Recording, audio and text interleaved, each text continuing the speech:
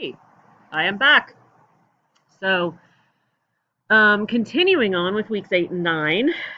So remember, I know this is a lot, but it does extend over 2 week period. And everything you're watching, I'm making.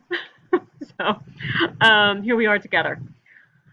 The stress and emotions. We're going to focus on anger, anxiety, fear. Anxiety, fear kind of is, we'll talk about the differences. Anger, anxiety, depression, and happiness. I'm going to go a little bit back to positive psychology at the end of this.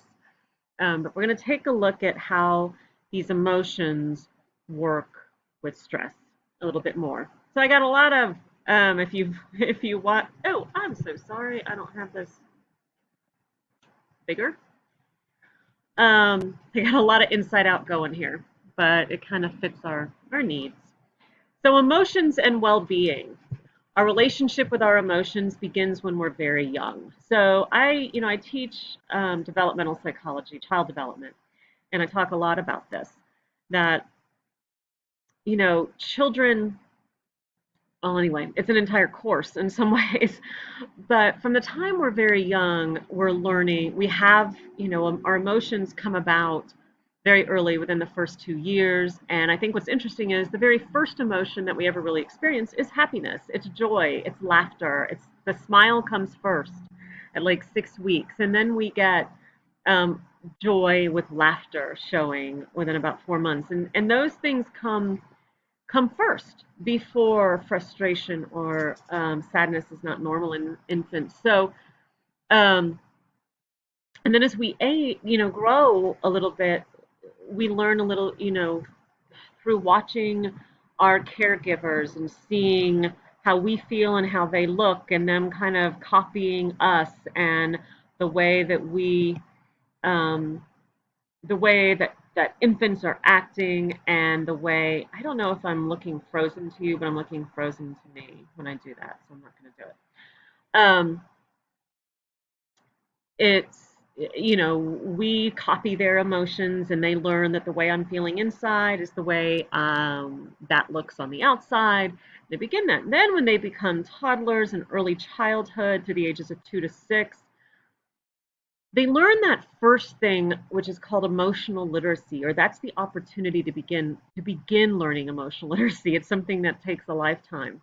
But how do we actually state our emotions? Can we name them? Children very young, it's like mad, sad, glad, afraid. Um, and those are the basics. And it's kind of the reason I like the inside out image is because it's a small console. We have just a few that we're dealing with, that we really come to know. And then as we age and grow, and we begin to see how all these emotions are more complex than that, we can feel both sad and happy at the same time.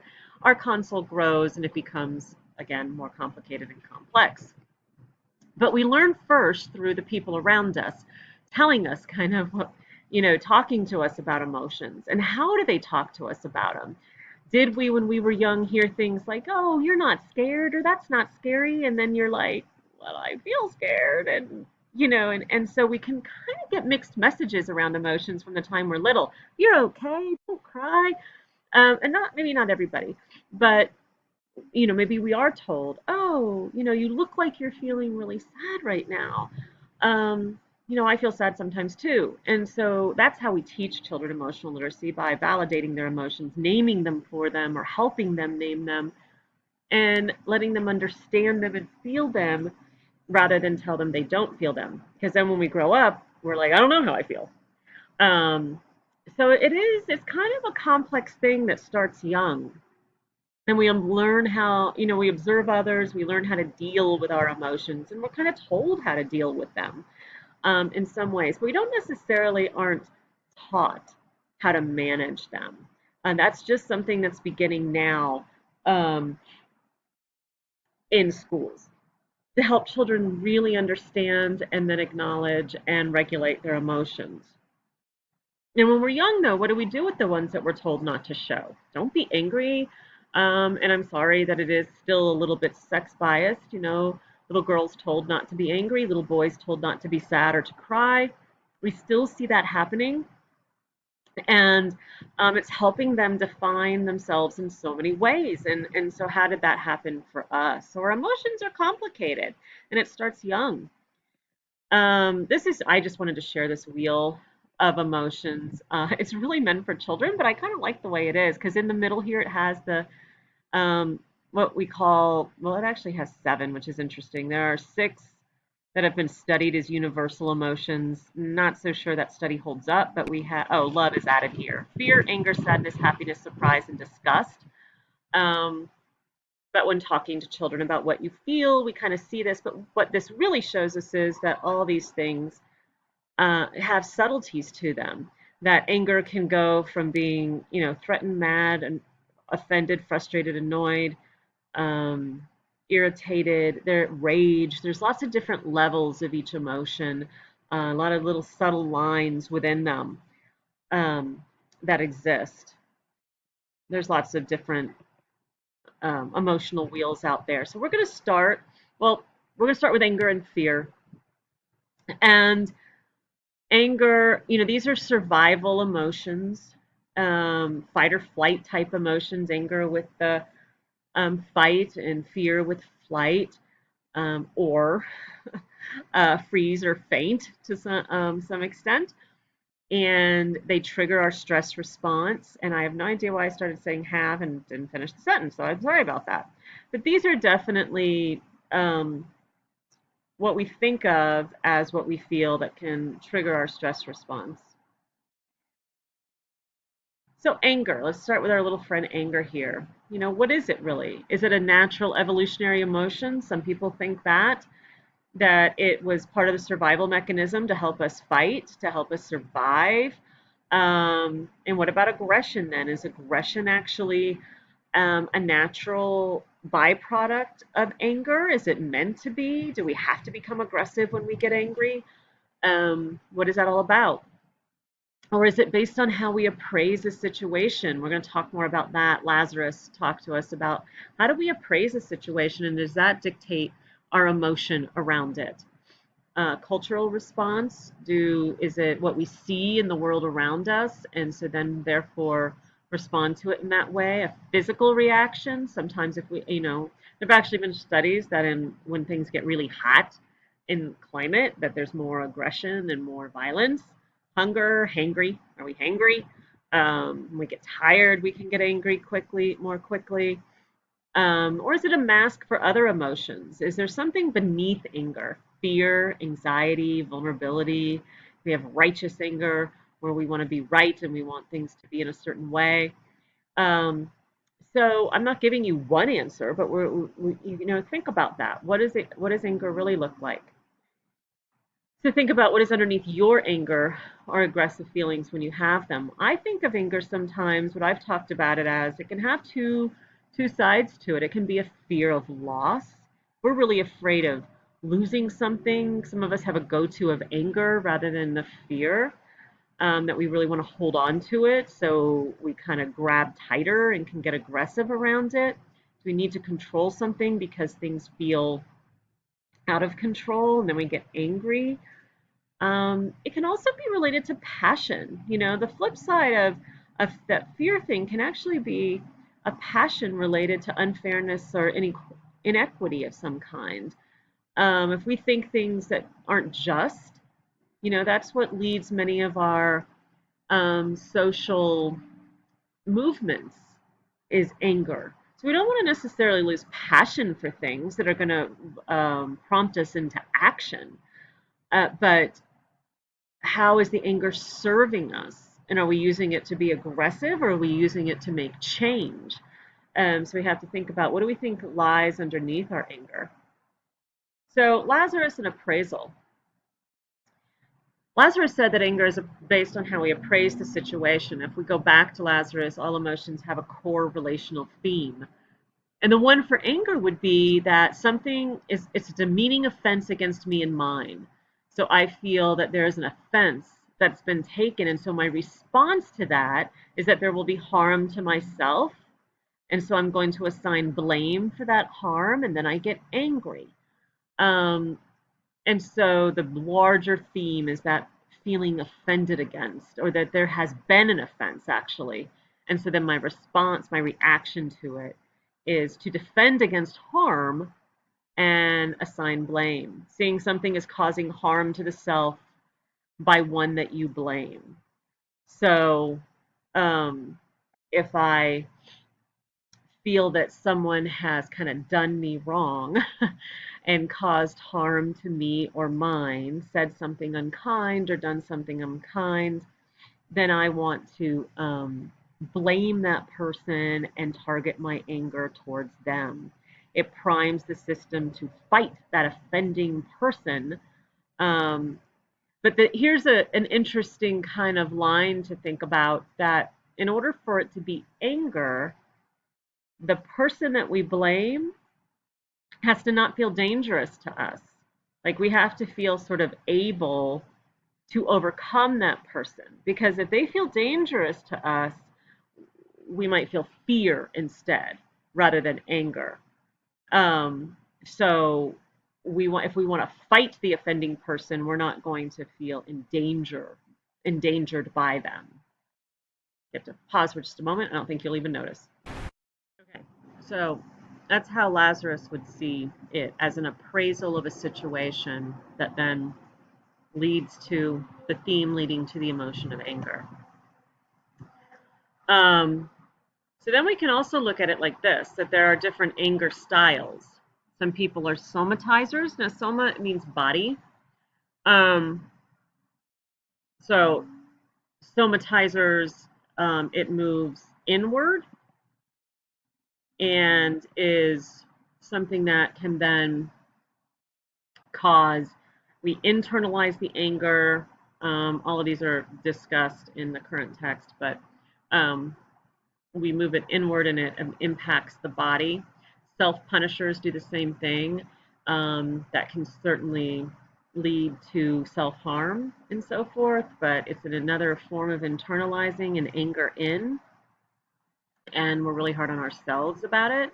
Exploders are anger out or externalizers. I'm sorry, I think I'm covering up those words.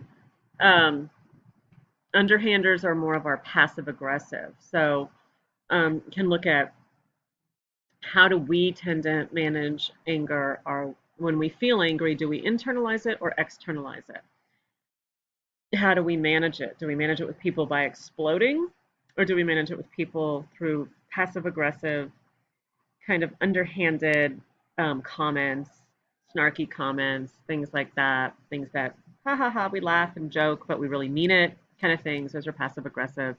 Do we turn it inward on ourselves, and so then it impacts our body, impacts the way we treat ourselves? What is our own kind of anger style? So just a little bit about health, how anger impacts health. Hostility is a risk factor for coronary heart disease. So here's a quote. It's kind of an adjunctive risk factor. It's not of and by itself a cause of coronary artery disease or a cause of heart disease. But if the anger is sustained and the blood pressure is affected and the heart rate is affected, that indirectly can lead to coronary disease or disease of the heart muscle. So remember, if anger is a trigger for our stress response, we've had lots of information about what happens to the body during the stress response in the immune system and how it's going to impact heart rate and heart pulse and all of those kinds of things, and that sustained for a long time can become damaging to the system. So that is how anger kind of turns on us. Can lead to hypertension, high blood pressure, stroke, type 2 diabetes, headaches, headaches, arthritis, inflammation, all of these things are for internalizers especially, at risk for like the headaches, arthritis, inflammation. Certainly depression, PTSD, substance abuse, personality disorders, intermittent explosive disorder, which is somebody who just sort of rages all of a sudden at certain things, throws things, kind of those anger moments. If any of this becomes regular, chronic, or sustained, it is, of course, going to impact the immune system, the body, and our health. Dis-ease leading to disease. So anger management, what do we do about anger when it comes? Oops, I'm pause button for a moment there, sorry. So the myth of catharsis. There's always been this feel. There's often been this feeling that if we just let the anger out, if we hit a pillow, if we rant at somebody, if we, to a friend, or we write it all down like ranting and just kind of taking all of that, like spewing the anger, then it's an act of catharsis and we will rid ourselves of it. And it's a myth. It's been shown in studies not to work, that it actually um, just leads to greater anger. Kind of the misery loves company. It can fuel, it's like adding fuel to the fire. Um, Things like that. Now, for journaling, there's that idea that if we journal and if we do kind of explain, talk about how we feel about something and what happened, but we come back around to seeing a responsibleness in it, and learning something from it and growing from it in some way, that can actually be impactful, but not just the spewing of rage. Doesn't work. So another idea for that is called stress inoculation, or not. This is not catharsis, but the other side, something called stress inoculation. Nabokov in 1975 talked about building coping strategies to use in times of conflict and emotional upheaval, strategies for managing triggering thoughts and calming arousal. Arousal being that, when we've triggered the stress response system.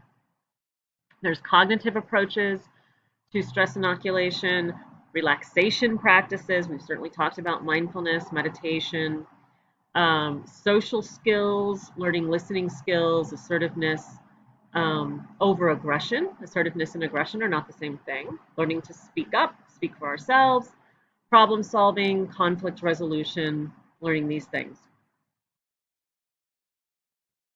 So cognitive strategies. So cognitive restructuring is one thing to look at. I'm not sure what's happening here. It's the idea of taking responsibility. No, I'm sorry. Okay, so different cognitive strategies. Take responsibility, use humor, examine intentions of others. So look at, so use humor. I'm sorry, I should really say something about that. It's the idea of kind of seeing a bigger picture, not taking everything so seriously and personally, and working on that a little bit when it's, when that's appropriate. Examine intentions of others. So can we really think instead, like, why might they have done that? Put ourselves in their shoes. Challenge anger arousing thoughts and replace calming or problem solving ones. And then cognitive restructuring or reframing. So here's kind of what that looks like in this picture. We have an event, something happens. This isn't necessarily for anger, but the example that the picture gives. But if you do have something, somebody said something to me, or somebody passed by me and didn't give me the time of day, or ignored me, a dysfunctional thought might be, they don't like me, it's just me, that kind of internalizing anger, or jerk, and they're just a big jerk, if you want the active anger. The taking a moment, reappraising the situation, thinking about what else it might look like. They might not have seen me. Coming up with a functional thought, and then actually trying to take on that as a habit, to look at things a little bit differently, to substitute positive, negative for positive, and then to regularly evaluate how that's working. Also, so empathizing with others, and then practicing forgiveness. And all of those can certainly sound a lot easier than they are. And they take practice and work, and oftentimes help. Being, sorry, I don't know what's happening here.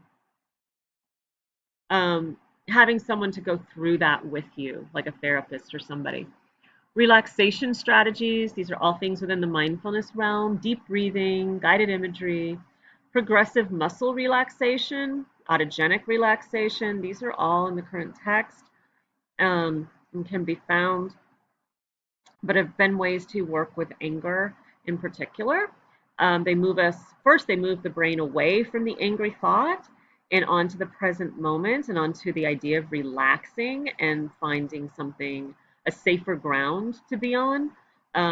than where we are, so that then we can get the brain back online and manage the situation from a better place. Behavioral social skills strategies, taking a time out, getting angry, walking away for a moment, and you know, coming to those relaxation strategies, but doing what we can, practicing assertiveness, which can be the ability to express your feelings, ask for what you want, say no to what you don't want. Um, and doing these in little ways first, I think, is helpful rather than thinking we're just supposed to become this overnight. But I always think mindfulness, of course, is a great place to start because it builds those muscles in us to not get caught in a moment and allows us to stop and think about how, to maybe reframe a situation or how what we really need to say. Um, as one of my teachers always said, strike when the iron's cold and not hot, right? So then we, instead of when we're all heated up and say things that we don't mean, but rather to take time and then say what we really mean, but not to simply go inside ourselves either and let the anger burn us from the inside. And learning skills for effective communication. I don't know what's happening. Okay, so I think I'm like 20 minutes in. I'll take up fear on the next video.